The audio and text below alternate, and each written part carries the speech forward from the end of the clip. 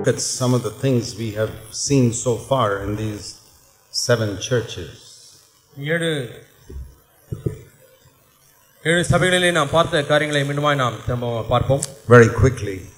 மிகவும் சீக்கிரமாய் நாம் அவைகளை நாம் பார்க்க போகிறோம். Our theme in these days was restoring our churches. நம்முடைய சபைகளை மீண்டுமாய் அந்த முந்தின நிலைக்கு கொண்டு வருவது என்பதுதான் நம்முடைய கான்ஃபரன்ஸ் உடைய கருப்பொருளாக இருக்கிறது. You know, like a broken down wall we build up. ஒரு சுவர் இடிந்து விட்டால் அதை மீண்டுமாய் எடுத்து கட்டுவது. Or a leaking roof we repair. அல்லது ஒழுகி கொண்டிருக்கக்கூடிய கூரையை சரி செய்வது. We do that for our houses at home. குடும்பங்களிலே நம்முடைய வீடுகளுக்கு நாம் அப்படி செய்கிறோம். We need to make sure the church is always in good repair. எப்பொழுதுமே சபையானது சரிபார்க்கப்பட்டு புதுப்பிக்கப்பட்ட நிலையில் இருப்பதை பார்க்க விரும்புகிறோம்.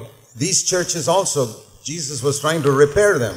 இந்த சபைகளையும் கூட ஆண்டவர் அதை சரி செய்யும்படியாய் முயற்சிக்கிறார். I tell you, we need a lot of repair in our churches also. நம்முடைய சபைகளிலேயும் அதிகமான சீர்திருத்த காரியங்கள் திரும்ப கட்டக்கூடிய காரியங்கள் செய்யப்பட வேண்டியிருக்கிறது. I have told elder brothers, please read Revelation 2 and 3 many times. பல சமயங்களில் பல முறைகளிலே வெளிப்படுத்தின விசேஷம் 2-3 வாசிகள் என்று என்னுடைய மூப்பர்களுக்கு சொல்லியிருக்கிறேன். To the first church in Ephesus, he says, your problem is you left your first love. முதல் சபையாகிய எபேசு சபைக்கு சொல்கிறார், உன்னுடைய பிரச்சனை நீ ஆதி அன்பை விட்டாய்.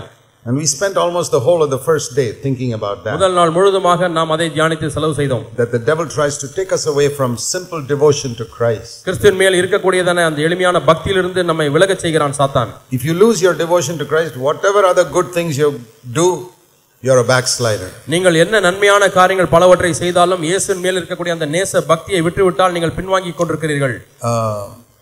There should be a better word than bhakti. Love. நேச அனல் என்று சொல்லலாம். நேசம். That love for Jesus. இயேசுவின் மேல் உள்ளதான அந்த நேசம். Because this church did so many good things. இந்த சபையானது பல நல்ல காரியங்களை செய்திருக்கிறது. But they lost their inner love for Christ. ஆனால் உள்ளாக தேவன் மேல் இருந்த அன்பை இழந்து விட்டது. You know, like a wife who may have loved her husband much the first few weeks after marriage. திருமணமான முதல் ஒரு சில வாரங்கள் கணவனை அதிகமாய் நேசிக்கக்கூடிய ஒரு மனைவி. After a few years, she is still cooking the rice and the sambar and all, but the love for her husband is gone. ஆண்டுகள் பல கழிந்து விட்டன. இன்னுமாய் கணவனுக்கு சமையலை செய்கிறாள். ஆனால் அவள் கணவர் மீது இருந்த அன்பு ஆதி அன்பு போய்விட்டது. Your husband may be happy with the rice and the curry, but Jesus is not. உங்களுடைய கணவர் வேண்டுமானால் நீங்கள் சமைத்து போடுகிற சாப்பாடு குழம்பு பொரியலிலே சந்தோஷமா இருக்கலாம், ஆனால் இயேசு சந்தோஷமா இருக்க மாட்டார். Jesus says, I don't want your work, I want your love. இயேசு என்ன சொல்கிறார்? உன்னுடைய கிரியைகள் எனக்கு தேவையில்லை, உன்னுடைய அன்பு தான் எனக்கு தேவை. Remember that. இதை ஞாபகத்தில் வைத்துக் கொள்ளுங்கள். The second church was a church in Smyrna, Revelation 2 verse 8. இரண்டாம் சபையானது வெளிப்படுத்தின விசேஷம் 2:8 நாம் வாசிக்கிறோம். And there we learned how God takes us through trial but determines how long it should be. தேவன் இங்கே உபத்திரவத்துக்குள்ளாக நம்மை எடுத்து செல்கிறார். ஆனாலும் எவ்வளவு காலம் உபத்திரப்பட வேண்டும் என்பதையும் அவர் தீர்மானிக்கிறார். We need not be discouraged because God has decided when it should finish. எப்பொழுது அது முடிய வேண்டும் என்று தேவன் தீர்மானித்திருக்கிறபடினாலே நாம் கலக்கமடைய தேவையில்லை. So even you may be going through some trial now, remember God has already put the end date for that. நீங்கள் ஏற்கனவே இப்பொழுது உபத்திரவங்களுக்குள்ளாக ஒரு சிலர் கடந்து சென்று கொண்டிருக்கிறீர்கள். ஆண்டவர் முன்னதாகவே ஒரு முடிவு கோட்டை தீர்மானித்திருக்கிறார். He will not extend it even one more day than is necessary. தேவைக்கு அதிகமாக ஒரு நாள் கூட அது அதிகமாக நீட்ட மாட்டார். And during this period he is trying to break you and humble you so that he can give you grace. இந்த உபத்திரவ நாட்களிலே தேவன் உங்களை நொறுக்கி உடைத்து தாழ்மையாய் வைத்து கிருபையை தரும்படியாக விரும்புகிறார். And the third church is the church in Pergamum verse 12. மூன்றாவது சபை பெர்கமு சபை 12ஆம் வசனத்திலே பார்க்கிறோம். And there we saw this wonderful martyr called Antipas. அந்திப்பா என்கிறதான அற்புதமான ஒரு இரத்த சாட்சியை குறித்து பார்க்கிறோம். Who was faithful.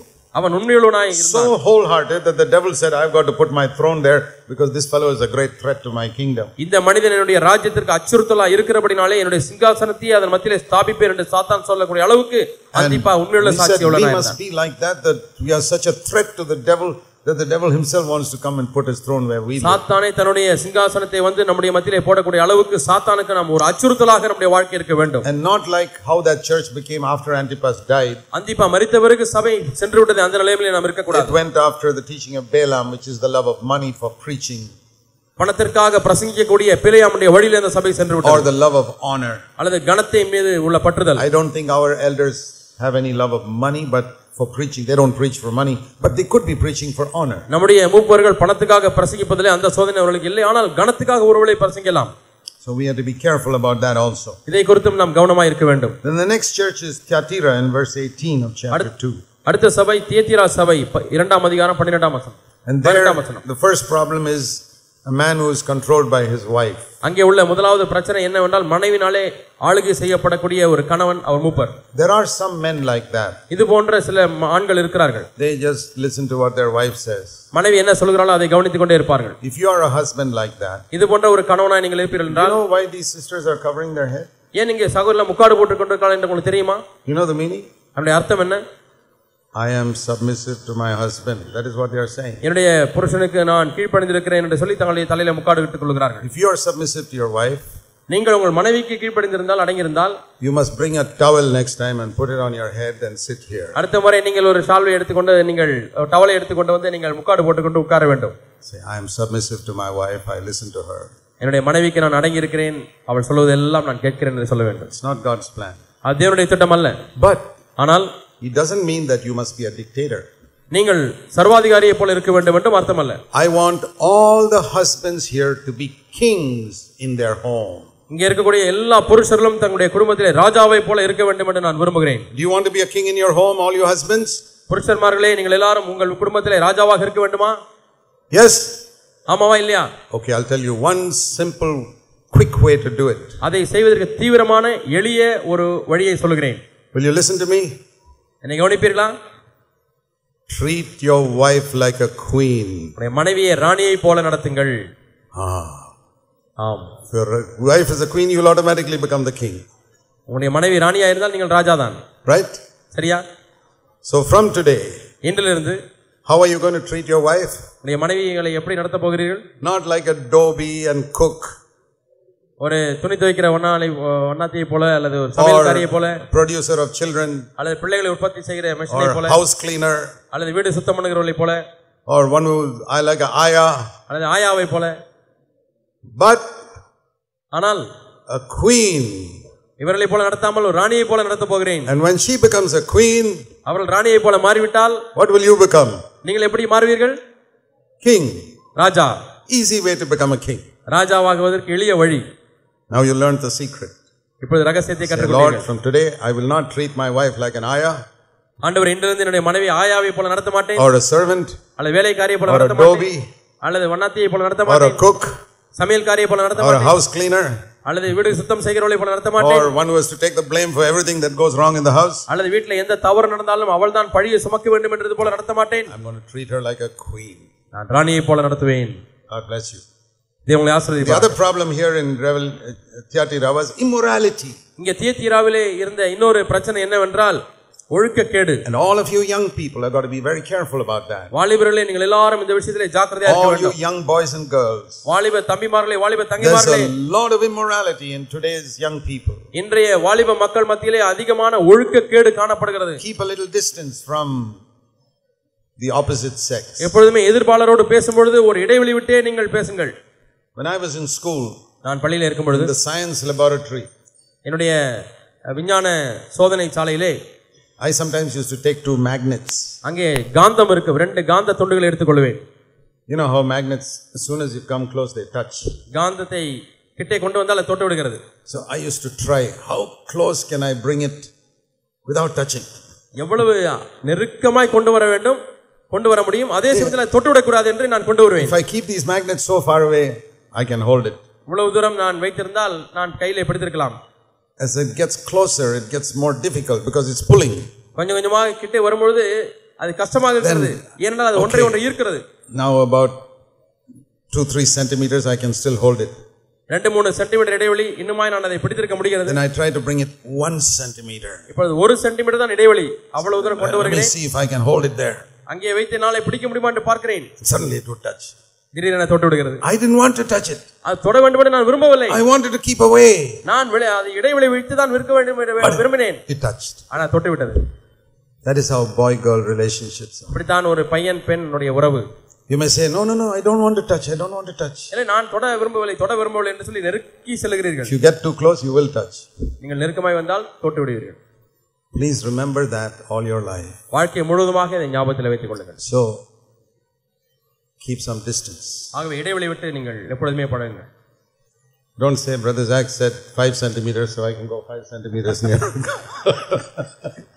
ஜாக் அவர்கள் 5 சென்டிமீட்டர் இடைவெளி விடலாம் என்று சொன்னார். ஆகவே 5 சென்டிமீட்டர் இடைவெளி என்று சொல்லி இவ்வளவு நெருக்கமாய் போகாதீர்கள். That is false. That is only for magnets. நான் அந்த சொன்ன இடைவெளி எல்லாம் அது காந்தத்துக்கு தான். For girls, at least 1 arm's length.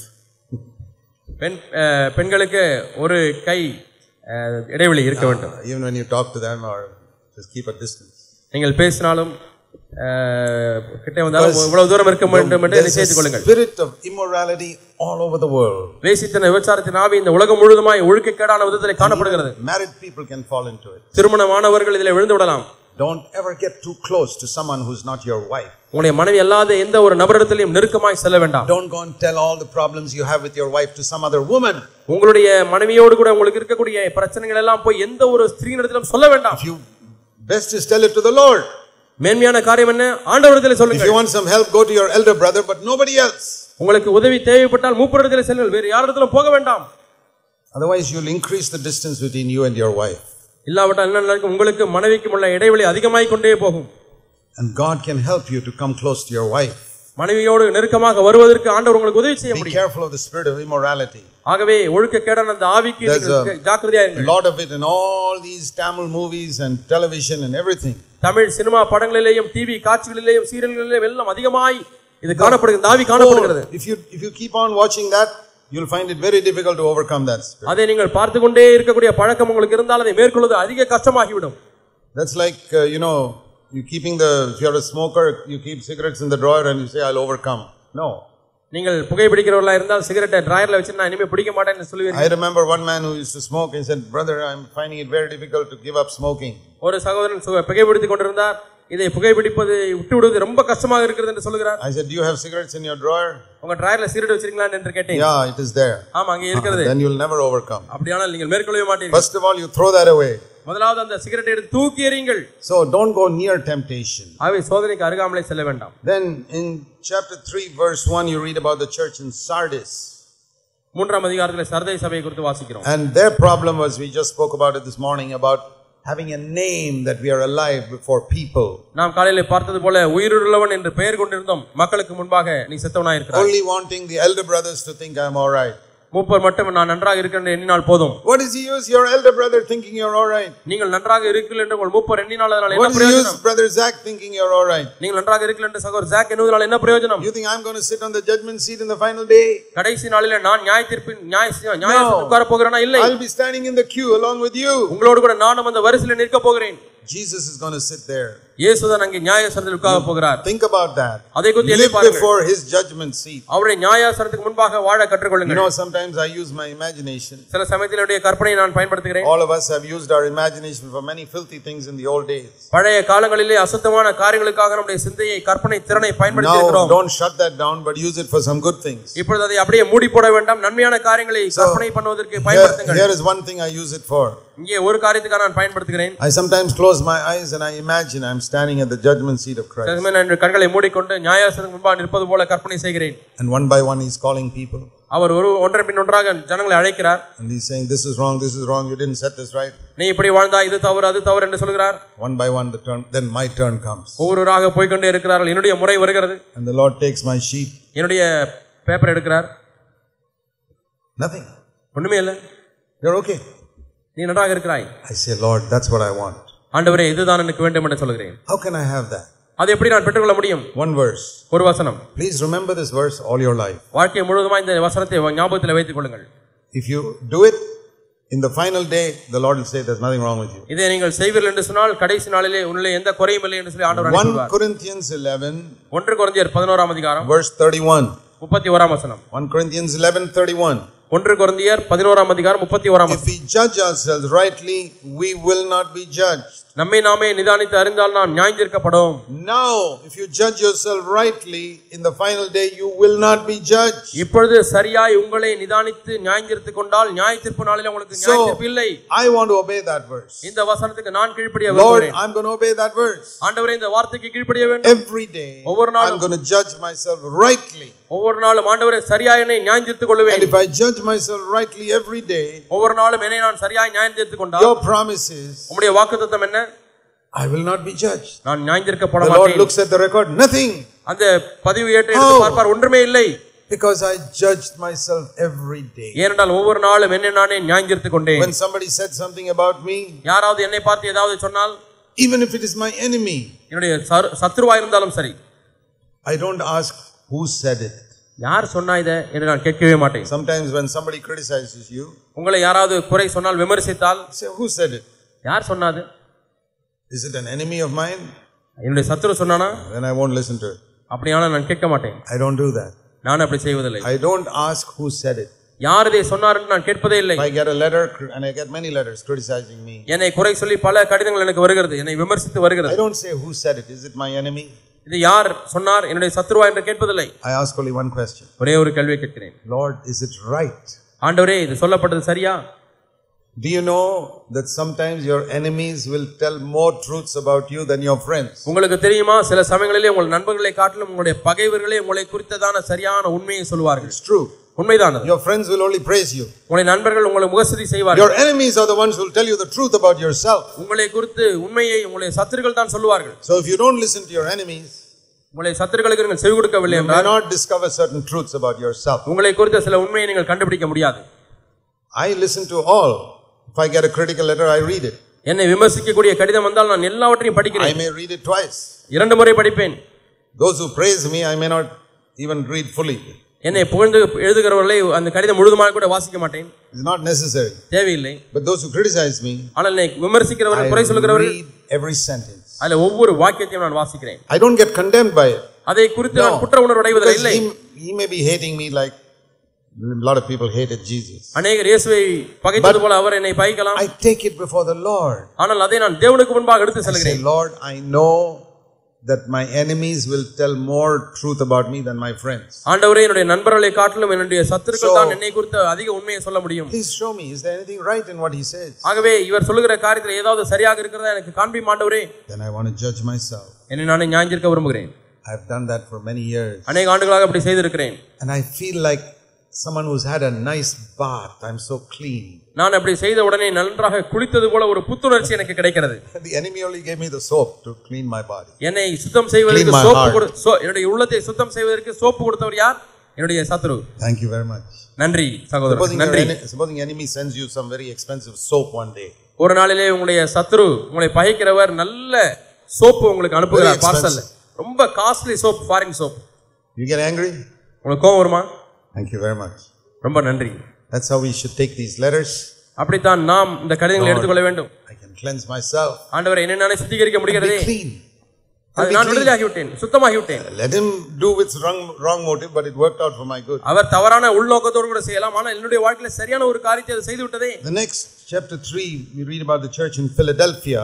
3ஆம் அதிகாரத்திலே வெளிப்படுத்தின விசேஷத்திலே பிலதெல்பியா சபையை குறித்து வாசிக்கிறோம். And there we saw about the one who's got the key to every door. எல்லா வாசலுக்கும் உள்ள திறவுகோலை வைத்திருக்கிறவரை பார்த்தோம். We don't have to sit in depression saying, oh, I can't do this, I can't do that. நான் இதை செய்ய முடியவில்லை, அதை செய்ய முடியவில்லை என்று சொல்லி சோர்ந்து போய் உட்கார்ந்து விடுகிறோம். That will make a church weak. அது ஒரு சபையை பலவீனமாக்கி விடும். Or make a home weak. நாம் எல்லாரையுமே பலவீனமாக்கி விடும். Home can become weak. நம்முடைய குடும்பம் பலவீனமாகி விடும். No, we believe Jesus has got the key to every door. எல்லா கதவுக்கும் இயேசு சாவியை வைத்திருக்கிறார். I can open verse 7 and nobody can shut. யாருமே பூட்ட முடியாத ஒரு கதவு தேவன் திறப்பார். And even though we are very weak, நாம் பலவீனர்களாக இருந்தாலும் கூட 7ஆம் வசனம் the Lord says, verse 8, I will give you my power. 8ஆம் வசனத்தில் சொல்கிறார், நீ பலவீனமாய் உனக்கு கொஞ்சம் பலன் இருந்தால் என்னுடைய பலனை உனக்கு தருகிறேன். Don't worry if you are weak. ஆகவே பலவீனமாய் இருந்தால் பயப்பட வேண்டாம். Don't be afraid that some door is not going to open. ஐயோ, சில கதவு திறக்கப்படாமல் போய்விடும் என்று பயப்பட வேண்டாம். If it does not open, then it is not God's will for you. அது உங்களுக்கு திறக்கவில்லை என்று சொன்னால் தேவ சித்தம் அல்ல. The door that God opens, that's God's will for you. தேவன் திறக்கிற கதவுகள் தான் உங்களை குறித்து தேவ சித்தம். We go to chapter 3 and verse 14. 3ஆம் அதிகாரம் 14ஆம் வசனம். This is the church in Laodicea. லவோதிக்கேயாவில் உள்ள சபை. We saw a little bit about it. அதை குறித்து கொஞ்சம் பார்த்தோம். How he says, I am rich, verse 17, and I don't need anything. நான் ஐஸ்வரிய சம்பன்னன், எனக்கு ஒரு குறைவும் இல்லை என்று சொல்கிறார். This is the man who does not judge himself. இந்த மனிதன் தன்னை நானே நியாயந்தீர்க்காதவன். And if you are like that, நீங்கள் அப்படி இருந்தால் I am all right. நான் நன்றாக All இருக்கிறேன். these people are just saying, but I'm all right. இவளெல்லாம் பல காரியங்களை சொல்லுகிறார்கள், நான் நன்றாக தான் இருக்கிறேன். Sorry to say, நான் சொல்றதுக்கு வருத்தப்படுகிறேன். there are brothers like that, there are elders like that. They will not listen to anybody. இந்த விதமான சகோதரர்கள் இருக்கிறார்கள், விதமான மூப்பர்கள் இருக்கிறார்கள், யார் சொன்னாலும் கேட்க மாட்டார்கள். I'm perfectly all right. நான் பூரணமாய் நன்றாக இருக்கிறேன் என்று I'm சொல்வார்கள். just like God, nothing wrong with me. நான் தேவனைப் போலவே இருக்கிறேன், என்னிலே தவறு இல்லை என்று சொல்கிறார்கள். Such people are on the way to hell, no matter how much they have done for the Lord on the earth. இப்படிப்பட்டவர்கள் பூமியிலே எவ்வளவு தேவனுக்கு செய்திருந்தாலும் அவர்கள் நரகத்துக்கு போகிற வழியிலே போய் Because they are not judging themselves rightly. ஏனென்றால் சரியாக அவர்கள் தங்களை நியாயந்தீர்க்கவில்லை. I will give you my honest testimony. என்னுடைய நேர்மையான சாட்சியை உங்களுக்கு சொல்கிறேன். Every single day of my life I repent. நான் என்னுடைய வாழ்க்கையின் ஒவ்வொரு நாளிலேயும் மனம் திரும்புகிறேன். Every day God is my witness. தேவனே என்னுடைய சாட்சி. Many times a day. பல நேரங்களிலே ஒரு நாளிலே பல நேரங்களிலே the Lord shows me that is not Christ-like. இந்த விஷயமானது கிறிஸ்துவுக்கு ஒப்பாக இல்லை என்று சொல்வார். Even my sermons, I repent of many of my sermons. என்னுடைய பிரசங்கங்கள் பண்ணுகிற விஷயத்திலே கூட பல காரியங்களை மனம் திரும்புகிறேன். 90% may have been good. 90% பிரசங்கம் நன்றாக இருந்திருக்கும். Lord, I want 100%. ஆண்டவரே எனக்கு 100% வேண்டும். I don't want just pass marks. ஆண்டவரே எனக்கு பாஸ் மார்க் மட்டும் தேவையில்லை. I don't want just 40% before God gives me 40% for my sermon. ஆண்டவரே எனக்கு பிரசங்கத்துக்கு 40 மார்க் கொடுங்க ஆண்டவரே, அது போதும் என்று நான் சொல்வதில்லை. Many of you elders, when you preach, are you happy? God gives you 40%, okay, you passed. அநேக மூப்பர்களே ஆண்டவர் உங்களுக்கு 40 மார்க் கொடுத்தால் நீங்கள் பாஸ் பண்ணி விட்டீர்கள், சந்தோஷப்படுகிறீர்கள். I'm not happy. நான் சந்தோஷப்படுவதில்லை. I'm not even happy with 99%. 99 mark கிடைத்தாலும் சந்தோஷப்பட மாட்டேன். I say, Lord, 100% is what I want for every message I preach. ஆண்டவரே நான் பிரசங்கிக்கிற ஒவ்வொரு செய்திக்கும் ஆண்டவரே 100 மார்க் வேண்டும். If you want that, what should you do? உங்களுக்கு தேவையான என்ன செய்ய வேண்டும்? When you finish, நீங்கள் முடித்த உடனே go home, judge yourself. வீட்டுக்கு போய் உங்களை நியாயந்தீர்த்து பாருங்கள். Ask the other elders, what do you think of that? உங்கள் சக மூப்பரை கேட்டு பாருங்கள், அவர் என்ன நினைக்கிறார். Ask your wife what she thinks of it. உங்களை மனைவியை கேட்டு பாருங்கள் என்ன நினைக்கிறார்கள் என்று. I judge myself constantly. நான் தொடர்ந்து நான் நியாயந்தீர்த்து கொண்டே இருக்கிறேன். My life, my preaching, my talk, everything. என்னுடைய ஜீவியம், என்னுடைய பிரசங்கம், என்னுடைய உபதேசம் எல்லாவற்றையும் I want 100% from God in the final day. கடைசி நாளில் எனக்கு தேவனிடத்திலிருந்து 100 மார்க் வேண்டும். I don't want to say, oh, I'm rich, I'm all right. நான் ஐஸ்வரியவனா இருக்கிறேன், நான் நன்றாக இருக்கிறேன்னு சொல்ல மாட்டேன். I will say I'm all right when I've completely become like Jesus Christ. நான் முற்றிலுமாக கிறிஸ்துவை போல மாறும் பொழுது தான் நான் நன்றாக இருக்கிறேன் என்று சொல்லுவேன். I have not yet become like Christ. நான் இன்னுமாய் கிறிஸ்துவை போல மாறவில்லை. I am becoming slowly. நான் கொஞ்சம் கொஞ்சமாக மாறிக்கொண்டே இருக்கிறேன். I am trying to increase the speed with which I become like Christ. இயேசு கிறிஸ்துவை போல மாறக்கூடிய அந்த வேகத்தை அதிகரிக்க விரும்புகிறேன். I don't want to walk, I want to run. நான் நடக்க விரும்பவில்லை, ஓட விரும்புகிறேன். The Bible tells us walk the walk, let us run the race following Jesus. நாம் நடைய நடப்போம் என்று வேதம் சொல்லவில்லை, ஆனால் இயேசுவை நோக்கி நம்முடைய ஓட்டத்தை ஓடக்கடுவோம் என்று பார்க்கிறோம். Hebrews 12:1 let us run the race. நாம் இந்த ஓட்டத்தை ஓடுவோம் என்று சொல்கிறார். Have you seen anybody in the Olympic games walking during 100 meters? Olympic ஓட்ட பந்தயத்தில் 100 மீட்டர் ஓட்ட பந்தயத்தில் யாராவது நடக்கிறதை பார்த்திருக்கிறீர்களா? No, they are running so fast. அவர்கள் வேகமாய் ஓடுகிறார்கள். I want to run faster than them following Jesus. இயேசு கிறிஸ்துவை பின்பற்றுகிற விஷயத்தில் அவர்களை காட்டிலும் வேகமாக ஓட விரும்புகிறேன். And another thing we learn here in Revelation 3. வெளிப்படுத்தின விசேஷம் 3ஆம் அதிகாரத்தில் நாம் பார்க்கிற இன்னொரு காரியம் என்னவென்றால், I don't know whether many of you realize this. அநேகர் இதை உணர்கிறீர்களா இல்லையா என்று எனக்கு தெரியவில்லை. This is what I was telling you earlier. ஏற்கனவே இதை தான் உங்களுக்கு சொன்னேன். Are you happy with 40% pass marks? 40 mark pass மார்க்கிலே உங்களுக்கு சந்தோஷமா? Supposing your child comes home from school. உங்களுடைய குழந்தை பள்ளியிலிருந்து வீட்டுக்கு திரும்பி வருகிறது. Daddy, I'm so happy. அப்பா ரொம்ப சந்தோஷம் எனக்கு. Every subject I got 40%. எல்லா பாடத்திலயும் எனக்கு 40 மார்க் வாங்கிட்டேன். I passed. நான் பாஸ் பண்ணிட்டேன். Oh, you say what a good boy. ஓ நல்ல பையன்ப்பா, pass பண்ணிட்டான்ப்பா. How many of you will say that? உங்களில் எத்தனை பேர் அப்படி சொல்வீர்கள்? With 40% you won't get admission even to the most useless college. 40 mark வைத்திருந்தால் பிரயோஜனமற்ற கல்லூரியிலே கூட உங்களுக்கு அட்மிஷன் கிடைக்காது. You say, son, 40% is not enough. That is enough for passing. மகனே பாஸ் பண்றதுக்கு போதும், ஆனா உனக்கு 40 மார்க் போதாது. You must strive for 100%. 100 mark வாங்குவதற்கு முயற்சிக்க வேண்டும். At least get about 80. அல்லது குறைந்தபட்சம் 80% வாங்கு. You got the intelligence. உனக்கு புத்திசாலித்தனம் இருக்கிறது. God has given it. ஆண்டவர் உனக்கு கொடுத்திருக்கிறார். Work hard. கடினப்பட்டு பிரயாசப்படு. Won't you say that to your children? உங்க பிள்ளைகளுக்கு என்ன சொல்லுகிறீர்கள்? That's what Jesus is saying to you. இதைத்தான் இயேசு உங்களை பார்த்து சொல்லிக் கொண்டிருக்கிறார். This church only got pass marks. இந்த சபை பாஸ் மார்க் மட்டும் தான் வாங்கியது. And so the Lord says, ஆண்டவர் சொல்கிறார், verse 16, 16ஆம் வசனம், you are neither hot nor cold. நீ குளிருமின்றி அனலுமின்றி இருக்கிறாய். You didn't get 100, you didn't get 0. 100 மார்க்கும் கிடைக்கல, முட்டை மார்க்கும் கிடைக்கல. You got 40%. உனக்கு 40 மார்க் தான் கிடைத்தது. You are lukewarm.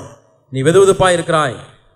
So in schools and all here you can pass to the next class if you get 40%. பள்ளியிலே 40 மார்க் வாங்கினால் அடுத்த வகுப்புக்கு தேர்ச்சி பெற்று போய் விடலாம். But see what the Lord says. ஆனால் இங்கே ஆண்டவர் என்ன சொல்கிறார் என்று பாருங்கள். With me என்னை பொறுத்தமட்டில் if you get 40%, 40 மார்க் நீ வாங்கினால் verse 16, I spit you out of my mouth. 16ஆம் வசனத்தில் என்ன சொல்கிறாய்? என் வாயிலிருந்து வாந்தி பண்ணி போடுவேன். What is the meaning? I'll spit you out of my mouth. என் வாயிலிருந்து வாந்தி பண்ணி போடுவேன் என்றால் என்ன அர்த்தம்? What do you vomit out of your mouth? உங்களுடைய வாயிலிருந்து எதை நீங்கள் துப்புகிறீர்கள், வாந்தி பண்ணுகிறீர்கள்? Supposing you get some nice ice cream or chocolate in your mouth. உங்க வாயில நல்ல ஐஸ்கிரீம் அல்ல நல்ல சாக்லேட் இருக்கிறது. You don't say, throw it away. அதை துப்பிடுவீர்களா? No. இல்லை. You say, I want it. அது எனக்கு தேவை. Give me some more. இன்னும் கொஞ்சம் வேண்டும். But if it is some spoiled food, ஆனா நீங்க சாப்பிடும்போது அந்த சாப்பாடு கெட்டு போச்சு. really spoiled. உண்மையாலுமே கெட்டு போயிடுச்சு. Particularly meat that's spoiled. கறி நேத்து வச்ச கறி இன்னைக்கு எடுத்து பாக்குறீங்க, கெட்டு போச்சு. As soon as it touches your mouth, வாயில வச்ச உடனே I don't want it. It looks so nice, but பாக்குறது நல்லா இருக்கு, ஆனா அது கெட்டு போச்சு. You look inside, there's a dead lizard lying there. That is why the problem is. நீங்க சமைச்ச சாப்பாட்டுல என்னடா கோளாறுன்னு பார்த்தா உள்ள செத்த பல்லி கிடக்கு. அதான் பிரச்சனை, கெட்டு போச்சு. You will also spit it out. நீங்களும் அதை வாந்தி பண்ணி போடுவீர்கள். But the person in the restaurant will say, the person will say, ஆனா ஹோட்டல்ல இருக்கக்கூடிய ஆள் என்ன சொல்வார்? It's okay, I'll take out that lizard. Please eat it now. பல்லியை மட்டும் நான் அப்படியே எடுத்துறேன், மீதியை சாப்பிடுங்க. Will you eat it? நீங்கள் சாப்பிடுவீர்களா? No, I'm not very hungry today. Thank you.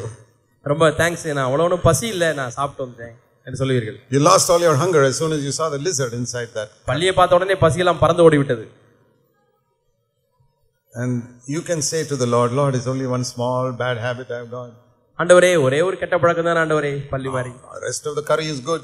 மீதி உள்ளதெல்லாம் பாருங்க ரொம்ப சுவையா இருக்கு. Only this one bad habit I've got. ஒரே ஒரு கெட்ட பழக்கம் தான் இடத்துல இருக்குது.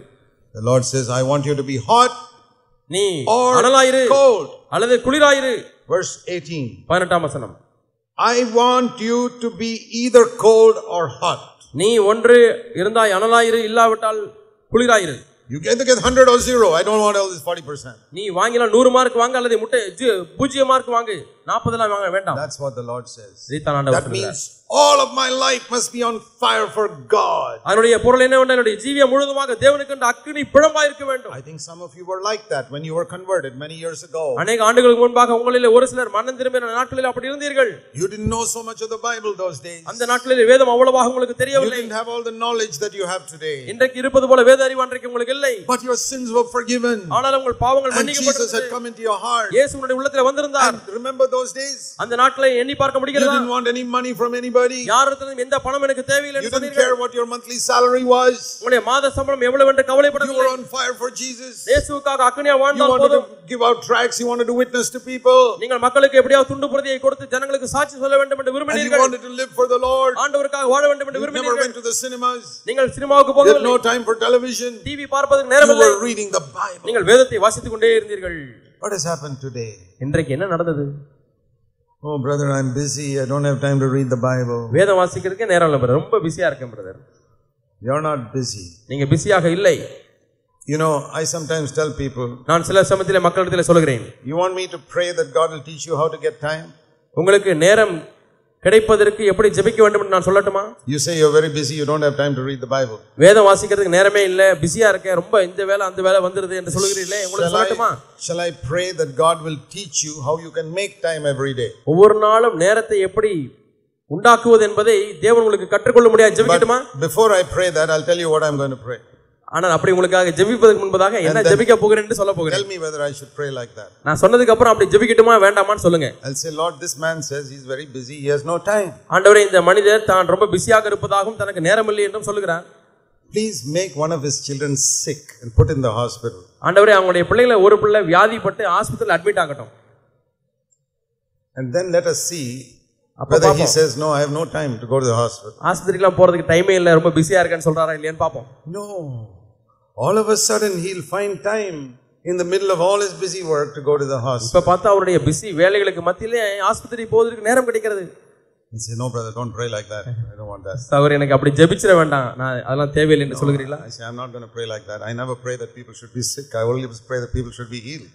நான் அப்படி ஜெபிச்சதே கிடையாது, யாரும் வியாதிப்பட வேண்டும் என்று ஜெபிச்சதே கிடையாது, சுகப்பட வேண்டும் என்று தான் ஜெபித்திருக்கிறேன். But I'm just trying to teach you a lesson. ஆனால் உங்களுக்கு ஒரு பாடத்தை கற்றுக் கொடுக்க விரும்புகிறேன். Don't say in future you don't have time. வரக்கூடிய நாட்களிலே எனக்கு நேரமே இல்லை என்று சொல்ல வேண்டாம்.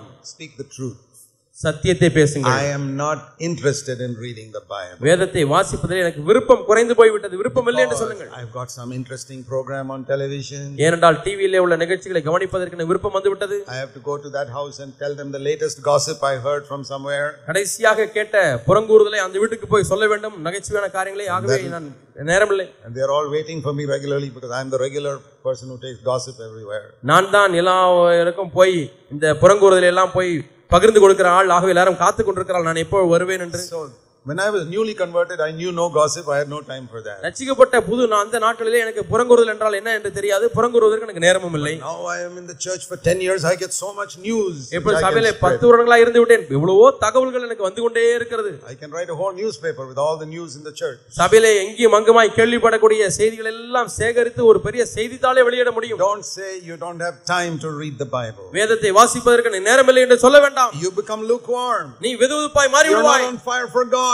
தேவனுக்கென்று அக்கினியா இருக்க வேண்டுமே. You say, oh brother, I read the Bible, I know everything there. வேதத்தை எடுத்தால் எனக்கு எல்லாமே தெரியும் பிரதர் என்று சொல்ல வேண்டாம். I have read it more than you. I've read it for 50 years. உங்களை காட்டிலும் அதிகமாக நான் வாசித்திருக்கிறேன். 50 ஆண்டு காலமாக வாசித்திருக்கிறேன். Today, nowadays I'm discovering new things in this book. இன்றைக்கு நான் வாசிக்கும் பொழுது புது காரியங்களை நான் இதிலே விளங்கிக் கொள்கிறேன். That I never saw before. இதுக்கு முன்பாக அறியாத காரியங்களை அறிந்து கொள்கிறேன். Many times what I'm sharing, sometimes God shows me only that day. நான் பகிர்ந்து கொள்ளக்கூடிய பல காரியங்களை தேவன் அந்த நாளிலே தான் எனக்கு காண்பிக்கிறார். I thank God that He is always speaking to me through this book. எப்பொழுதுமே இந்த புத்தகத்தின் மூலமாக தேவன் என்னோடு கூட பேசிக் கொண்டிருக்கிறார். That blesses my life. அது என்னுடைய வாழ்க்கையை ஆசீர்வதிக்கிறது. And then I can share it with others. அப்பொழுது மற்றவர்கள் கூட பகிர்ந்து கொள்ள முடிகிறது. So say, Lord, I want to be on fire for you like I was in the old days. ஆண்டவரே, கடந்த நாட்களில் இருந்தது போல உமக்கென்று நான் அக்கினி பிழம்பாய் இருக்க வேண்டுமே. Like that burning bush. That's very often that's a picture in my mind. அடிக்கடி எனக்கு இந்த நினைவுதான் வருகிறது, எரிகிற முட்செடியை போல. Moses for 40 years he went up and down, he saw all those bushes. 40-50 ஆண்டுகளாக மோசே எங்குமாய் நடந்து போய் அந்த செடிகளை எல்லாம் பார்த்திருக்கிறார். But one day he saw a bush on fire. ஆனால் ஒரு நாளிலே அந்த முட்செடி எரிகிறது. But it is not burnt up. ஆனால் அது தீந்து போகவில்லை. Fire was keeping on burning. அந்த அக்கினி எரிந்து கொண்டே இருக்கிறது. And he stopped and said, what is this? நின்று பார்க்கிறார், என்ன இது? God spoke to him. தேவன் அவனோடு கூட பேசினார். Moses. மோசே, many years ago I said, அநேக ஆண்டுகள் முன்பாக நான் சொன்னேன், make me like that burning bush. ஆண்டவரே, அந்த எரிகிற முட்செடியை போல என்னை மாற்றும் ஆண்டவரே. Will you pray that prayer? நீங்கள் இந்த ஜெபத்தை செய்கிறீர்களா? Lord, make me like that burning bush. ஆண்டவரே, எரிகிற முட்செடியை போல என்னை மாற்றும். Not just one or two branches on fire. ஏதோ 1-2 கிளைகள் மட்டும் நெருப்பிலே இருப்பதல்ல. The whole bush on fire with love for Jesus. அந்த முழு முட்செடியும் ஆண்டவர் மீது இருக்கக்கூடிய அன்பு என்கிற அக்கினியால் எரிய வேண்டும். To zeal to live for God. தேவனுக்கென்று வாழ வேண்டும் என்ற வைராக்கியத்தில் இருக்க வேண்டும். That when people come by, ஜனங்கள் அங்கே வரும் பொழுது, and they listen to me, என்னை கேட்கும் பொழுது, they'll stop. நின்று விடுவார்கள். Hey, I've got to listen to this. நான் இதை கேட்க வேண்டும். Because I hear God speaking. தேவன் பேசுகிறார். இந்த மனிதன் மூலமாக தேவன் பேசுகிறார். Do you think God is partial with me? தேவன் என் மீது பட்சபாதம் உள்ளவராக இருக்கிறார் என்று எண்ணுகிறீர்களா? I want to tell you in Jesus' name. இயேசுவின் நாமத்தினாலே நான் உங்களுக்கு சொல்கிறேன். God may not give you the gift to stand in the pulpit and preach like me. மேடையிலே என்னை போல நின்று பிரசங்கிக்க முடியாத வரத்தை உங்களுக்கு கொடுக்காமல் இருக்கலாம். He can make you a burning bush in your home. ஆனால் உன்னுடைய குடும்பத்திலே உன்னை முட்செடியை போல எரிகிற முட்செடியை போல மாற்ற முடியும். That people come to your house. உன் வீட்டுக்கு ஜனங்கள் வருகிறார்கள். Think of your sisters. சகோதரிகளே, some sister comes to your house. யாரோ ஒரு சகோதரி உன் வீட்டுக்கு வருகிறார்கள். And you open your mouth and talk to her. நீங்கள் வாயை திறந்து அவளிடத்திலே பேசுகிறீர்கள். No gossip. புறங்கூறுதல் இல்லை. You're just sharing what God has put in your heart. உன் உள்ளத்திலே தேவன் என்ன பாரத்தை வைத்திருக்கிறாரோ அதை பேசுகிறீர்கள். That sister came to your house discouraged and unhappy. அந்த சகோதரர் சந்தோஷமற்றவர்களாய் சோர்ந்து போனவர்களாய் உங்கள் வீட்டுக்கு வந்திருக்கிறார்கள். Goes away encouraged. ஆனால் அங்கு விட்டு செல்லும் பொழுது உற்சாகப்படுத்தி செல்கிறார்கள். He spent only 5 minutes in your house. உங்களுடைய வீட்டில் 5 நிமிடம் தான் செலவழித்தார்கள். You were a burning bush. நீங்கள் எரிகிற முட்செடியாய் இருந்தீர்கள். God spoke through you. தேவன் உங்கள் மூலமாய் பேசினார். In your life you may never stand in a pulpit. உங்களுடைய வாழ்க்கை முழுவதுமாக மேடையில் நிற்காமல் இருக்கலாம். But you were a burning bush in your home. ஆனால் உங்களுடைய குடும்பத்திலே நீங்கள் எரிகிற முட்செடி. Some of you students in the school or college. அல்லது கல்லூரியிலே பள்ளியிலே படிக்கக்கூடிய மாணவர்களே, do you know that many students are depressed and discouraged? உங்களுக்கு தெரியுமா, अनेक மாணவர்கள் மாணவிகள் சோர்ந்து போய் அதைரியப்பட்டு இருக்கிறார்கள். Maybe they didn't do well in their examination. பரீட்சையில் நன்றாக செய்யவில்லை. Maybe they are having problems at home. குடும்பத்திலே பிரச்சனை. There was a time when Joseph, a young man, was in a jail. ஒரு காலகட்டத்திலே யோசேப்பு என்கிற வாலிபன் சிறைச்சாலையில் இருந்தார். True story. மெய்யாய் நடந்த சம்பவம். You can read it in the Old Testament in Genesis. பழைய ஏற்பாட்டிலே ஆதியாகமத்திலே நீங்க அதை வாசித்து பார்க்கலாம். Chapter 39. 39ஆம் அதிகாரம். How he was in jail. அவன் சிறைச்சாலையில் இருந்தான். And those jails were rotten. அந்த நாட்டில் உள்ள சிறைகள் எல்லாம் நாற்றம் அடித்துக் கொண்டிருந்தது. Mosquitoes, cockroaches, rats all running around. கொசுக்களுக்கு பஞ்சம் இல்லை, எலிகளுக்கு பஞ்சம் இல்லை. No proper sleep. கரப்பான் பூச்சி. No proper sleep at night. அங்கே இரவிலே தூக்கமே வராது. And he was there for many years. அநேக ஆண்டுகளாக அப்படிப்பட்ட One day சிறைச்சாலையில் he saw இருந்தார். 2 new prisoners in the jail. ஒரு நாளிலே புதிதாக 2 கைதிகள் சிறைச்சாலைக்கு வருகிறார்கள். Now all prisoners in the jail are discouraged. சிறைச்சாலையில் இருக்கக்கூடிய எல்லா கைதிகளுமே சோர்ந்து போய் தான் But இருப்பார்கள். these people are really discouraged. ஆனால் இந்த 2 பேரும் அதிகமாய் சோர்ந்து போய் விட்டார்கள். So Joseph saw them. யோசேப்பு அவர்களை பார்த்தார். And he said, "Why are you discouraged?" ஏன் சோர்ந்து போய் கலக்கம் அடைந்திருக்கிறீர்கள்? And he spoke to them. அவர்களிடத்தில் And they பேசினார். told him their problem. அவர்கள் தங்களுடைய பிரச்சனையை சொன்னார்கள். And they had a dream, and Joseph explained that dream. அவர்களுக்கு ஒரு கனவு இருந்தது. யோசேப்பு அந்த கனவை விளக்குகிறார். He helped. உதவி செய்கிறார். He helped at least one of them to come back to Pharaoh. அந்த 2 பேரில் ஒருவர் பார்வோனுடைய அரண்மனைக்கு செல்வதற்கு உதவி செய்கிறார். That man got encouraged. அந்த மனிதன் உற்சாகம் அடைந்தான். In a jail. ஒரு சிறைச்சாலையிலே. And Joseph spoke to him only 2-3 minutes. 2-3 நிமிடங்கள் தான் யோசேப்பு He was like பேசியிருப்பார். a burning bush. அங்கே எரிகிற முட்செடி போல இருந்தார். You can be a burning bush for God even if you are in a jail. நீங்கள் ஒரு சிறைச்சாலையிலே இருந்தாலும் கூட அங்கே ஆண்டவருக்கு எரிகிற முட்செடியா இருக்க முடியும். There are many students like that. இது போன்ற अनेक மாணவர்கள் இருக்கிறார்கள். Schools and colleges. பள்ளியிலேயும் கல்லூரியிலேயும் Discouraged. சோர்ந்து போய். God has put you there as a witness. தேவன் உங்களை அங்கே ஒரு சாட்சியாக வைத்திருக்கிறார். To just become friendly with that person. நீங்கள் அந்த நபரோடு கூட ஒரு சிநேகத்தை வளர்த்துக் கொள்ளுங்கள். And tell them what Jesus has done for you. உனக்கு இயேசு என்ன செய்தார் என்பதை அவரிடத்தில் பகிர்ந்து கொள். I used to do that when I was on a ship in the Navy. நான் கப்பலிலே இருக்கும்போது அப்படி செய்து வந்தேன். They used to make fun of me. என்னை கேலி செய்வார்கள். They made more fun of me than anybody will ever make fun of you. மற்ற உங்கள் எல்லாரையும் காட்டு கிண்டல் பண்ணதை விட என்னை அதிகமாக கிண்டல் செய்தார்கள். You know how evil military people are. Military மக்கள் எல்லாம் எவ்வளவு தீமையானவர்களா இருக்காங்க தெரியுமா? In the midst of the military, if you are going to be witness for Jesus Christ, military மக்கள் மத்தியிலே நீங்கள் இயேசுவுக்கு ஒரு சாட்சியா இருக்க முடிந்தால், that you don't go to the cinema, you don't do dirty things like all the others do. மற்றவர்கள் போகிறது போல நீங்கள் சினிமாவுக்கு போவதில்லை, அசுத்தமான காரியங்களை செய்வதில்லை. They'll make fun of you. அவர்கள் உங்களை கிண்டல் பண்ணுவார்கள். But the more they made fun of me, the more stronger I became. எந்த அளவுக்கு அதிகமாய் கேலி செய்தார்களோ அந்த அளவுக்கு அதிகமாக நான் வலிமையுள்ளவனாய் மாறினேன். I was only 21 years old. நான் அப்பொழுது 21 வயது தான் எனக்கு இருந்தது. You can be a witness in your school and college. உன்னுடைய பள்ளியிலே உன்னுடைய கல்லூரியிலே நீ ஒரு சாட்சியாக. Those days God prepared me for my ministry today. இன்றைக்கு நான் செய்யக்கூடிய ஊழியத்திற்கு அன்றைக்கே தேவன் என்னை ஆயத்தம் பண்ணினார். Don't be happy. Yes, I've got a little desire for God. ஆகவே தேவனுக்கு எனக்கு கொஞ்சம் சந்தோஷம் இருக்கிறது என்று அதிலே திருப்திப்பட்டு விட வேண்டாம். Fire for God. நீ தேவனுக்கு நெருப்பாய் இருக்க வேண்டும். Because Jesus says you either become hot or just be cold. ஒன்று இருந்தால் அனலாயிரு இல்லாவிட்டால் குளிராயிரு என்று இயேசு சொன்னார். Cold means be like a worldly person. குளிராய் இருப்பது என்று சொன்னால் உலகத்தானை போலவே இருந்து விடு. Imagine Jesus saying be a worldly person. இயேசு சொல்லுகிற கற்பனை செய்து பார்க்க முடிகிறதா? உலகத்தானாய் இருந்து விடு என்று சொல்கிறார். If Jesus were standing here today, இன்றைக்கு இயேசு இங்கே நிற்கிறார் என்று சொன்னால், he will say the same thing he says in Revelation 3:15. வெளிப்படுத்தின விசேஷம் 3:15 சொல்கிற அதே காரியத்தை அவர் சொல்வார். If you don't want to be wholehearted for me, எனக்கென்று நீ முழு இதயமுடையவனாய் இருக்க விருப்பமில்லை என்றால், go and be a worldly person. Get out of the church and go somewhere else. சபையை விட்டு வெளியே போய் நீ உலகத்தானாய் இருந்து விடு. Somebody asked me the other day, வேற ஒரு நாளில் என்னை ஒருவர் கேட்டார், brother, why is it we always say if you want go away from this church? ஏன் சபையிலே நீங்கள் வெளியே போக வேண்டுமானால் போங்கள் என்று சொல்கிறீர்கள்? In other churches they were saying please come, please come, please come. மற்ற சபைகளிலே தயவு செய்து வாங்க வாங்க வாங்கன்னு சொல்றாங்க. நீங்க போங்க போங்க சொல்றீங்க. If you want go away. நீங்க போக விரும்புறீங்களா என்று கேக்குறீங்களே. I say I don't want people to go away. நான் மக்கள் போக வேண்டும் என்று விரும்பவில்லை. But I say if you are half hearted, நீ பாதி இதயமுடையவனாய் live for the world, உலகத்துக்காக வாழ வேண்டுமானால் please join one of those other churches. மற்ற சபைகளிலே ஒன்றிலே போய் சேர்ந்து கொள்ளுங்கள். Sit there. அங்கே போய் உட்கார்ந்து கொள்ளுங்கள். What will happen if you have a cup of hot coffee? ஒரு சூடான காபி இருக்கிறது. And you pour some ice cold milk into it. அதுல ஐஸ்ல வச்ச பாலை ஊத்துறீங்க. என்ன நடக்கும்? What will happen? என்ன நடக்கும்? This thing is going to be cold. இந்த சூடான காபி ஆறி போய்விடும். I say please don't bring that here. அந்த ஐஸ் இங்கே கொண்டு வர வேண்டாம். I want a hot cup of coffee. எனக்கு சூடா காபி வேண்டும். You want it? உங்களுக்கும் அது தேவை. Jesus also wants people who are on fire. இயேசுவும் நெருப்பிலே அக்கினியிலே இருக்கக்கூடிய மக்கள் இயேசுவுக்கு தேவை. You bring all these cold people inside. நீங்கள் இந்த ஐஸ் கட்டியை போல இருக்கக்கூடிய மக்களை எல்லாம் உள்ள கொண்டு வரீங்க. The whole thing becomes lukewarm. எல்லாமே வெதுவெதுப்பாய் மாறி போகிறது. That's what the Lord is saying. ஆகவே தான் ஆண்டவர் சொல்கிறார், heat is good in one thing, cup of coffee. சூடான காபி சூடாக இருக்கிறது நல்லதுதான். If you add something cold, it goes off. ஆனால் அதிலே நீங்கள் தனிந்த ஒரு காரியத்தை ஆறிப்போன ஒன்றை சேர்ப்பீர்கள் என்று சொன்னால் அது போய்விடும். So that is what I say.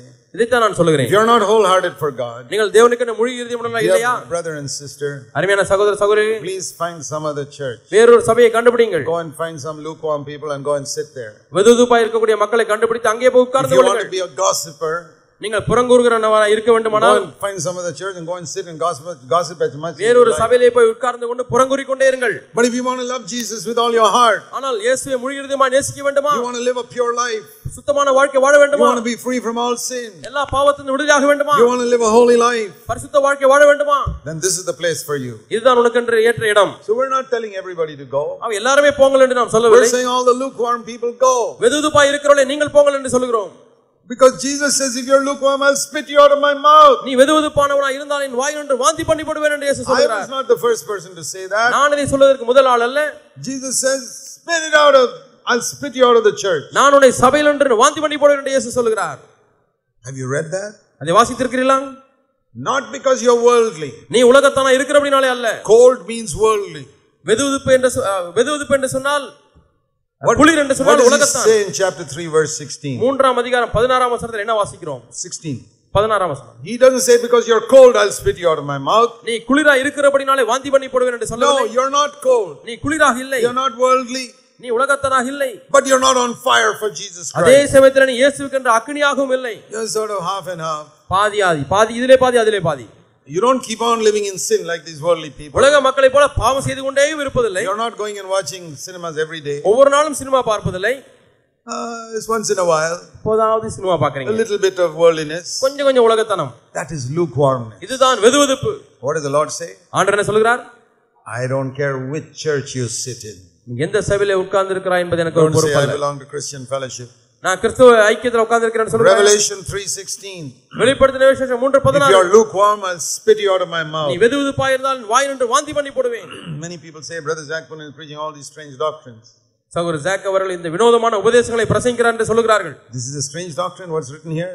இங்கே பார்த்தீங்களா, இங்கே எழுதப்பட்ட அதே காரியத்தை தான் சொல்கிறேன். But I'm sure you have never heard this from any other preacher. ஆனால் வேறு எந்த பிரசங்கியார்த்தனும் இதை நீங்கள் கேட்கவில்லை என்பதை நான் நிச்சயிக்கிறேன். Have you heard a preacher tell you that if you're lukewarm Jesus will spit you out of his mouth? நீ வெதுவெதுப்பாய் இருந்தால் வாந்தி பண்ணி போடுவார் இயேசு என்று யாராவது பிரசங்கியார் சொல்லி இருக்கிறார்களா? Why do people think it's a strange doctrine? ஏன் இதை வினோதமான உபதேசம் என்று சொல்கிறார்கள்? Because they don't read the Bible. அவர்கள் வேதத்தை வாசிப்பதில்லை. I never preach anything which is not in the Bible. வேதத்தில் இல்லாத எந்த ஒரு காரியத்தையும் நான் பிரசங்கிப்பதில்லை. But I point out the verses which other people don't preach. மற்றவர்கள் பிரசங்கிக்காத காரியங்களை நான் உங்களுக்கு சுட்டி காண்பிக்கிறேன். We want to restore our churches to the fire of God. நம்முடைய சபையை மீண்டுமாய் திரும்ப கட்ட வேண்டும், புதுப்பிக்க வேண்டும். If you don't have the fire, உங்களுக்கு அக்கினி இல்லை என்றால் all your meetings and conference and preaching is useless. உங்களுடைய கூட்டங்கள், கான்ஃபரன்ஸ்கள், பிரசங்கங்கள் எல்லாம் பிரயோஜனமற்றவை. We can glory in so many things. பல காரியங்களிலே மகிமைப்பட்டுக் கொள்ளலாம். We don't take a collection. நாங்கள் காணிக்கை வசூல் செய்வதில்லை. We preach the truth. சத்தியத்தை பிரசங்கிக்கிறோம். We sing good songs. நல்ல பாடல்களை பாடுகிறோம்.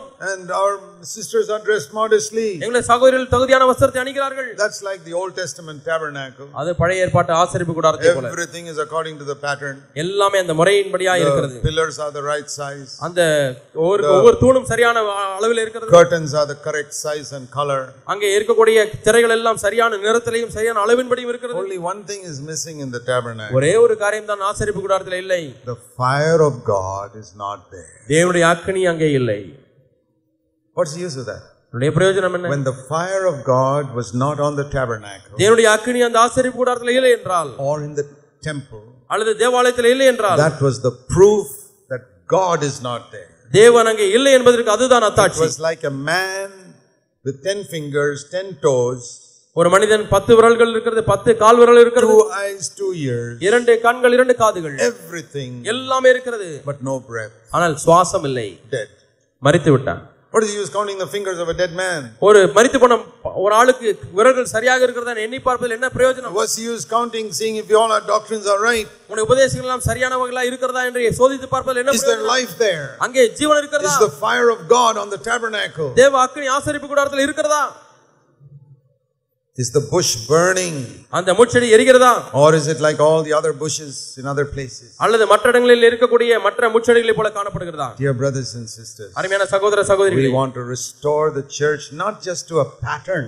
நாம் சபை ஏதோ ஒரு வரைபடத்தின்படியாய் முறையின்படியாய் அல்ல, to the fire, ஆனால் அந்த அக்கினிக்கு, that the presence of Jesus is in our midst. இயேசு கிறிஸ்துவின் சமூகம் பிரசன்னம் நம்முடைய மத்தியில் இருக்கட்டும் பிரியமானவர்களே. See, you know the story where on the day of the resurrection Jesus walked with two disciples to Emmaus. அங்கே உயிர்த்தெழுந்த நாளிலே எம்மாவை நோக்கி எம்மாவு சீஷர்களோடு கூட இயேசு நடந்தது உங்களுக்கு ஞாபகம் இருக்கிறதா? It was 7 miles, that means 10 kilometers, 11 kilometers. 7 மைல்கள், அதாவது 11 கிலோமீட்டர் தூரம். And those 11 kilometers he would have taken about 3 hours walking. அந்த 11 கிலோமீட்டர் தூரத்தை கடப்பதற்கு 3 மணி நேரம் நடந்திருக்க வேண்டும். And it says those 3 hours he was preaching to them from the Old Testament. அந்த 3 மணி நேரங்கள் பழைய ஏற்பாட்டிலிருந்து அவர்களுக்கு பிரசங்கித்துக் கொண்டிருந்தார் என்று வாசிக்கிறோம். Luke 24 verse 27. லூக்கா 24ஆம் அதிகாரம் 27ஆம் வசனம். From Genesis to Malachi he was preaching to them for 3 hours. ஆதியாகமம் முதல் மல்கியா வரை 3 மணி நேரம் அவர் பிரசங்கித்துக் கொண்டிருந்தார். What a wonderful Bible study that Jesus took for 3 hours. 3 மணி நேரம் என்ன அருமையான ஒரு வேத பாடத்தை இயேசு அவர்களுக்கு கற்றுக் கொடுத்தார். And it says here at the end of it, அந்த முடிவிலே பார்க்கிறோம், they said in verse 32, 32ஆம் வசனம், our hearts were burning when he opened the scriptures to us. வேத வாக்கியங்களை நமக்கு விளங்க காட்டின பொழுது நம்முடைய இருதயம் நமக்குள்ளே கொழுந்து விட்டு எரியவில்லையா? They didn't say, oh what nice illustrations he used. ஓ என்ன அருமையான விளக்கங்களை சொன்னார் என்று சொல்லவில்லை.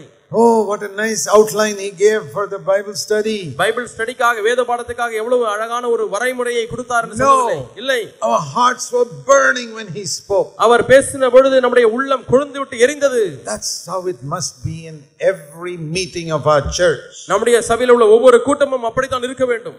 When people come in touch with us, நம்மோடு கூட ஜனங்கள் தொடர்பு கொள்ளும் பொழுது that they get a little bit of the fire. கொஞ்சம் அக்கினியை அவர்கள் பெற்றுக் கொள்கிறார்கள். You say, but brother, I'm just like a small candle. ஐயோ நான் ஒரு சின்ன மெழுகுவர்த்தி போல தானே இருக்கேன். Okay, you're all clever people. நீங்கள் எல்லாரும் புத்திசாலிகள் தானே. Tell me one question. ஒரு கேள்விக்கு பதில் சொல்லுங்க பாப்போம். How many candles can one lighted candle light up? ஒரு பற்ற வைக்கப்பட்ட மெழுகுவர்த்தி பற்ற வைக்கப்படாத எத்தனை மெழுகுவர்த்திகளை ஏற்ற முடியும்? 2, 2 மட்டுமா? 3, 3, 10, 10, 100, 100, 1000. 1000. There is no limit. அது வரம்பே இல்லை. You may be like one candle. நீ ஒரு சின்ன மெழுகுவர்த்தியை போல இருக்கலாம். Now another question. இன்னொரு கேள்வி. If this candle is not lighted, how many candles can it light? இந்த மெழுகுவர்த்தி எரியவில்லை என்று சொன்னால் எத்தனை மெழுகுவர்த்திகளை இது எரிய வைக்க முடியும்? How many? எத்தனை? 0. 0.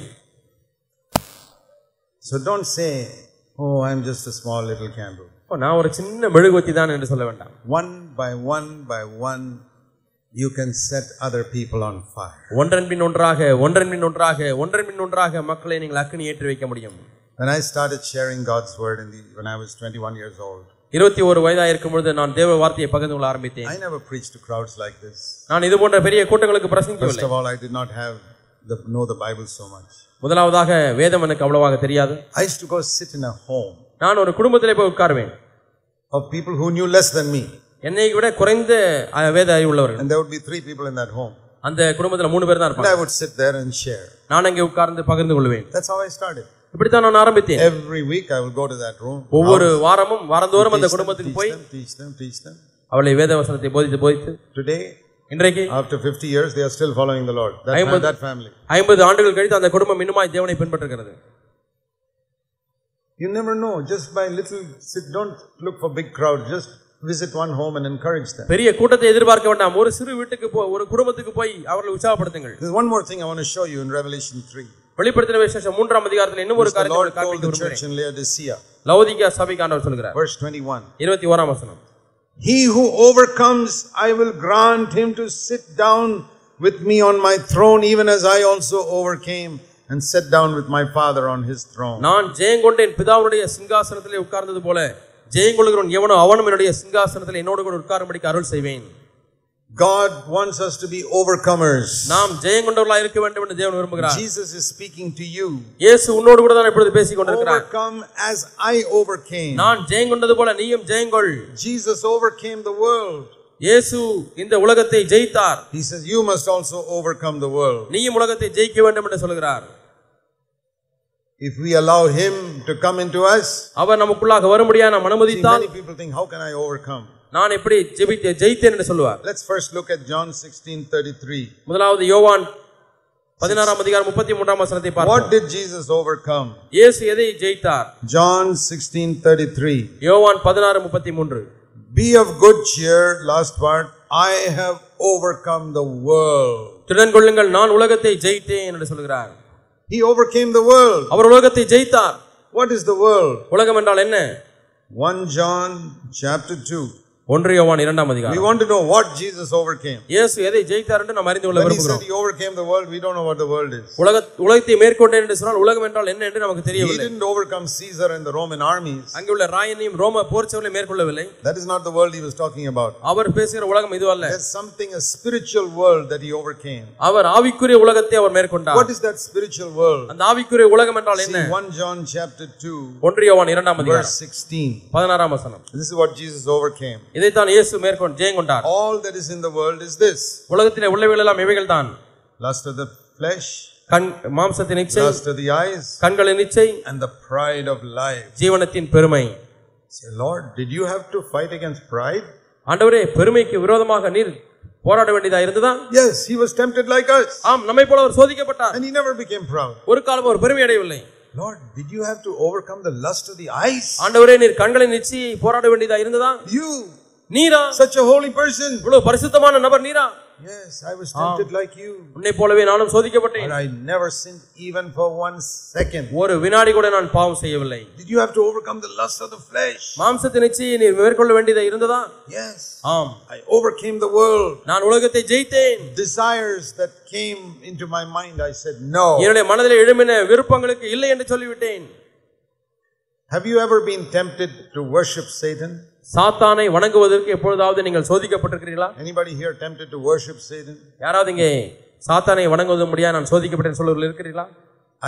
Satan has never come to me and saying worship me. சாத்தான் ஒரு காலம் என்னிடத்திலே வந்து என்னை வணங்கு என்று சொல்லவில்லை. Do you know that Satan came to Jesus and tempted him to worship him? ஆனால் இயேசுவிடத்திலே வந்து என்னை வணங்கு என்று சொல்லி சோதித்தார் என்று உங்களுக்கு தெரியுமா? What all temptations Satan took to Jesus? இயேசுவுக்கு எவ்விதமான சோதனை எல்லாம் பிசாசு கொடுத்தான் பாருங்கள். Even temptations you are not tempted with, he tempted him with. நீங்கள் சோதிக்கப்படாத காரியத்திலே கூட இயேசு சோதிக்கப்பட்டார். I don't think anybody here was tempted to fall down and worship the devil. இங்கே யாருமே பிசாசை விழுந்து வணங்குவதற்கு சோதிக்கப்படவில்லை. But he tempted Jesus. ஆனால் இயேசுவை சோதித்தான். Jesus said no. அவர் இல்லை என்று சொல்லிவிட்டார். Temptation is not sin. சோதிக்கப்படுவது பாவம் அல்ல. If you find that you look at a pretty girl and you're tempted, that's not a sin. நீங்கள் ஒரு அழகான ஒரு பெண்ணை பார்த்துவிட்டு நீங்கள் சோதிக்கப்படுகிறீர்கள், அது சோதனை பாவம் அல்ல. Turn your eyes away, you don't sin. நீங்கள் கண்களை திருப்பி விட்டால் பாவம் செய்வதில்லை. We cannot avoid being tempted. We can't walk in the world with our eyes shut. நம்முடைய கண்களை மூடிக்கொண்டு நடக்க முடியுமா இந்த உலகத்திலே? No, it's impossible. அது கூடாத காரியம். If you walk with your eyes open, you'll be tempted every day. நீங்கள் கண்களை திறந்து நடந்தால் ஒவ்வொரு நாளும் சோதிக்கப்படுவீர்கள். But you don't have to yield to that temptation. ஆனால் அந்த சோதனைக்கு நீங்கள் இசைந்து கொடுக்க தேவையில்லை. No Lord, I don't want to see all that. ஆண்டவர் இதெல்லாம் பார்க்க விரும்பவில்லை. I want to keep my eyes on you. ஆண்டவர் உம்மிலேயே என்னுடைய கண்களை வைக்க வேண்டும். Jesus was tempted. இயேசு சோதிக்கப்பட்டார். And he overcame. ஜெயித்தார். And now he says, இப்ப சொல்லுகிறார். Verse 21 of chapter Revelation 3. வெளிப்படுத்தின விசேஷம் 3:21. Overcome as I overcame. நான் ஜெயங்கொண்டது போல நீயும் ஜெயங்கொள். That means look at my example. என்னுடைய மாதிரியை பார் என்பது அதனுடைய அர்த்தம். That is what we have preached in this church for 20 years. 20 ஆண்டுகளாக இந்த சபைகளில் இதை தான் நாம் பிரசங்கித்திருக்கிறோம். The same message. அதே செய்தி. Jesus came to earth like us. இயேசு நம்மை போல இந்த பூமியிலே வந்தார். He was tempted like us. நம்மை போலவே சோதிக்கப்பட்டார். Through the power of the Holy Spirit he overcame. பரிசுத்த ஆவியானவருடைய வல்லமையால் அவர் ஜெயித்தார். There's almost nobody in India preaching that message. கிட்டத்தட்ட இந்தியாவில் யாருமே இதை பிரசங்கிப்பதில்லை. And you can also overcome by the power of the Holy Spirit. நீங்களும் பரிசுத்த ஆவியானவராலே மேற்கொள்ள ஜெயங்கொள்ள முடியும். That's what we preach. இதை தான் நாம் பிரசங்கிக்கிறோம். That's what we have preached all over Tamil Nadu. Tamil Nadu முழுவதும் இதை தான் பிரசங்கித்திருக்கிறோம். Who is preaching it in Tamil Nadu? வேறு யார் இதை தமிழ்நாட்டிலே பிரசங்கிக்கிறார்கள்? You have to preach it. நீங்கள் இதை பிரசங்கிக்க வேண்டியிருக்கிறது. Because if you are gripped by it, you must share it with others. நீங்கள் இந்த சத்தியத்தினால் பிடிக்கப்பட்டால் நீங்கள் மற்றவர்களிடத்தில் பகிர்ந்து கொள்ள வேண்டும். Brother, sister, overcome as Jesus overcame. சகோதரனே சகோதரி, இயேசு ஜெயங்கொண்டது போல ஜெயங்கொள். Don't just tell them to overcome. ஜெயங்கொள்ள வேண்டும் என்று சொன்னால் போதாது. No, how? எப்படி ஜெயங்கொள்ள வேண்டும்? Overcome as Jesus overcame. இயேசு ஜெயங்கொண்டது போல ஜெயங்கொள்ளுங்கள். If you just tell them you must have victory over sin. நீ பாவத்தில் வெற்றி கொள்ள வேண்டும் என்று சொன்னால் போதாது. That's not enough. அது போதாது. Overcome as Jesus overcame. இயேசு மேற்கொண்டது போல நீங்கள் மேற்கொள்ளுங்கள். And if you want to sit with Jesus on his throne, இயேசுவோடு கூட Revelation 3:21. வெளிப்படுத்தின விசேஷம் 3:21 இயேசு உட்கார்ந்தது போல சிங்காசனத்தில் உட்கார வேண்டும். You have to overcome as Jesus overcame. இயேசு ஜெயித்தது போல நீங்கள் ஜெயங்கொள்ள வேண்டும். Otherwise you will not sit with Jesus on his throne. இல்லாத பட்சத்திலே இயேசுவோடு கூட சிங்காசனத்தில் உட்கார முடியாது. Now let me tell you something. இப்பொழுது ஒன்றை சொல்லட்டும். How to overcome as Jesus overcame. இயேசு ஜெயித்தது போல எப்படி நான் ஜெயிக்க முடியும்? He says in verse 20, previous verse, அது முந்தின வசனத்திலே வாசிக்கிறோம், 20ஆம் வசனம். I am standing at the door and knocking. நான் வாசற்படியில் நின்று நான் தட்டுகிறேன். He is the overcomer. Our ஜெயித்தார். Now listen carefully. கவனமாய் கவனியுங்கள். The overcomer who overcame everything is standing at your heart's door and knocking. ஜெயங்கொண்டவர், எல்லாவற்றையும் ஜெயித்தவர் உங்களுடைய வாசலில் நின்று இதயத்தை தட்டுகிறார். Allow the overcomer to come inside and overcome you first. அந்த ஜெயங்கொண்டவரை உங்களுக்குள்ளாக அனுமதித்து உங்களை முதலாவது ஜெயிக்கும்படியாய் அனுமதியுங்கள். That means in every door he knocks at, Lord, come in, come in, come in, come in. அவர் தட்டக்கூடிய ஒவ்வொரு கதவையும் ஆண்டவரே உள்ளே வாரும் வாரும் என்று சொல்லி திறந்து விடுங்கள். Come into my TV room. என்னுடைய டிவி அறைக்கு வாருங்கள். Come into my library. என்னுடைய நூலகத்துக்கு வாருங்கள். Come into my finances room. என்னுடைய பணம் என்கிற அறைக்கு வாருங்கள். Come and occupy every room in my heart. ஆண்டவரே வந்து ஒவ்வொரு அறையும் ஆண்டவரே நீங்கள் தங்குங்கள். Tell me what I should throw out. எதை நான் தூக்கி எறிய வேண்டும் என்று சொல்லுங்கள். Things in my books and DVDs and all which should not be in my house. நான் என்னுடைய வீட்டில் இருக்க கூடாத புத்தகங்கள், இருக்க கூடாத டிவிடிகள் எல்லாம் ஆண்டவரே தூக்கி எறிந்து விடுகிறேன். Unrighteous practices in my business. என்னுடைய தொழிலிலே இருக்கக்கூடிய அநீதியான பழக்கங்கள். I want you to come and overcome me. ஆண்டவரே என்னை நீர் ஜெயித்து விடு முதலாவது. Allow the overcomer to come inside. ஜெயிக்கிறவரை உங்களுக்குள்ளாக வர அனுமதியுங்கள். In every room. ஒவ்வொரு அறைக்குள்ளாக வர. And let him overcome you. அவர் முதலாவது உங்களை ஜெயிக்கட்டும். Then அதற்கு பிறகு you will be an overcomer. நீங்கள் ஒரு ஜெயங்கொள்ளுவராய் மாறுவீர்கள். That's what he says. அதுதான் சொல்லி இருக்கிறார். Let me in, I'm knocking. அவர் அங்கே தட்டிக்கொண்டே இருக்கிறார். I have overcome the world. நான் உலகத்தை ஜெயித்தேன். Will you allow me to come inside? உள்ளே வரும்படியா எனக்கு அனுமதிப்பாயா? I will overcome through you. உன் மூலமாக நான் ஜெயிப்பேன். This is what it means to be filled with the Holy Spirit. இதுதான் பரிசுத்த ஆவியானவரால் நிரப்பப்பட்டிருப்பது என்பதே அர்த்தம். See, when we ask Jesus to come into our heart, his spirit comes in. இயேசுவின் உள்ளத்திலே வாரும் என்று சொல்லும்போது அவருடைய ஆவியானவர் உள்ளே வருகிறார். Holy Spirit has come. பரிசுத்த ஆவி உள்ளே வந்து விட்டார். If you ask Jesus to come into your heart, the Holy Spirit has come. இயேசுவின் உள்ளத்திலே வாரும் என்று நீங்கள் கேட்ட மாத்திரத்திலே ஆவியானவர் உள்ளே வந்து விட்டார். You may not be filled with the Holy Spirit. ஆனால் நீங்கள் பரிசுத்த ஆவியானவர் நிரப்பப்படாமல் இருக்கலாம். So many areas you have not yielded to him. இன்னும் எவ்வளவோ பகுதிகள் அவருக்கு நீங்கள் ஒப்பு கொடுக்கவில்லை. One room you opened. ஒரே ஒரு அறையை திறந்து விட்டீர்கள். But 10 other rooms are closed. 10 மற்ற அறைகள் மூடப்பட்டிருக்கிறது. Lord says, let me into all those rooms. நான் எல்லா அறைக்குள்ளே வரட்டும் என்று இயேசு சொல்கிறார். And then you will also overcome. அப்பொழுது நீங்களும் ஜெயிக்கிறவர்களாய் மாறுவீர்கள். We must restore the church to this message. இந்த செய்தியின் மூலமாக நம்முடைய சபைகளை மீண்டுமாய் அந்த இடத்துக்கு கொண்டு வர வேண்டும், புதுப்பிக்க வேண்டும். We must not go back. நாம் பின்னிட்டு போக கூடாது. We must raise up another generation that is gripped by this message, living this message and preaching this message. இந்த செய்தினாலே பற்றி பிடிக்க கூடியவர்கள், இந்த செய்தினாலே வாழுகிறவர்கள், இந்த செய்தியை மற்றவர்களுக்கு பிரசங்கிக்க கூடிய இளைய தலைமுறையை நாம் எழுப்ப வேண்டும். And you are that younger generation, many of you sitting here. இங்கே உட்கார்ந்து கொண்டிருக்கிற நீங்கள் தான் அந்த இளைய தலைமுறை. I want to live till Jesus comes. இயேசு வரும் வரை நான் வாழ விரும்புகிறேன். Sure. கண்டிப்பாக. I'm not interested in dying. மரிப்பதில் எனக்கு விருப்பம் இல்லை. I don't want to go down, I want to go up. நான் கீழே போக விரும்பவில்லை, மேலே போக விரும்புகிறேன். But that is in the Lord's hand. ஆனால் அது தேவனுடைய கரத்திலே இருக்கிறது. And if Jesus delays his coming, இயேசு தம்முடைய வருகையை தாமதிப்பாரானால், then I won't be here forever. என்றைக்கும் நான் இங்கே இருக்க போவதில்லை. Then who's going to carry on this message? இந்த செய்தியை பின்னர் யார் இதை எடுத்து செல்வது? Some of you sitting here have to do it. இங்கே உட்கார்ந்து கொண்டிருக்கக்கூடிய ஒரு சிலர் இதை செய்ய வேண்டும். You got to get up here and preach the message. நீங்கள் இங்கே எழுந்து நின்று வந்து இந்த செய்தியை பிரசங்கிக்க வேண்டும். And God is preparing you for that today. அதற்காக தேவன் இன்றைக்கு உன்னை ஆயத்தப்படுத்திக் கொண்டிருக்கிறார். Allow the overcomer to come in and overcome your whole life. ஜெயிக்கிறவரை உங்கள் உள்ளத்திலே வர அனுமதித்து உங்கள் முழு வாழ்க்கையும் ஜெயிக்க விடுங்கள்.